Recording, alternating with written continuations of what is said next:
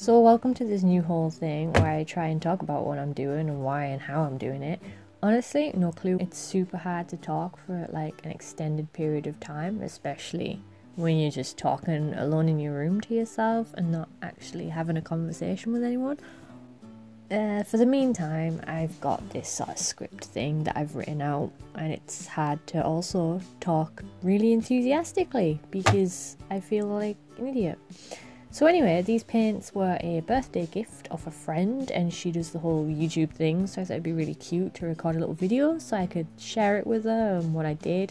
So thanks, Steph, here's what I did. Also, good choice on the colours. The phthalo green really makes up for that viridian that doesn't work, because they're like pretty similar. Side note, by the way, did you know that sometimes you can get watercolour paints that just don't work? Because I did not.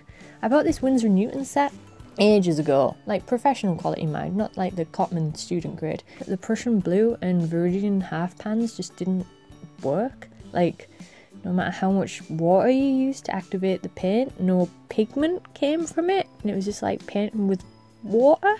Apparently that's the thing. So I bought a new Prussian blue and that worked alright, but the second Viridian was still a bit meh, which is a real shame because I really like that colour.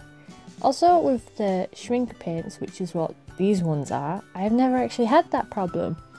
Although I don't really have a large sample size, to be honest, and I've not used them a lot. But I feel like they're a bit more creamier and a bit more pigmented than the Winsor & Newtons, but I might just be used to that, to be honest. I don't know. Okay, so at this point I've re-listened to that first bit of me speaking and oh god, my Teesside accent is so strong. Sorry for all the unpronounced T's and the mushed together words. Oh, now here is kind of where I got the hang of editing a bit, and I got a bit ambitious and I tried to sync up the music with the cuts.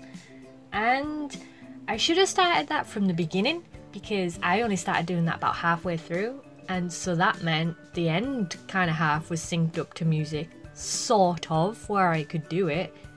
But then if I tried to do it to the beginning half, it would mess up the second half. So, you know, it was a learning curve. And I went into it with no plan. Like, I just jumped straight into it. No idea what I'm doing.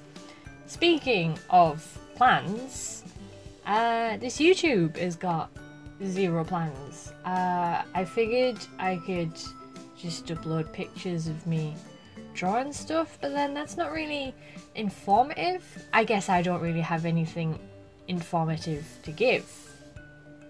So more like a record of maybe my improvement, because I want to practice more. I do need to practice more realism and observational stuff and like life drawing, because I've fallen into that trap where you just draw cute dumb dog pictures or like cartoon unicorns all the time, and I'm not saying that's a bad thing, but I'm unhappy with myself personally for doing it, because I used to draw a lot of like realism and stuff and I used to be fairly alright with it, but now I can tell that my lighting skills and like perspective skills, they're really struggling. I'm suffering because I've got into that habit of just drawing anything.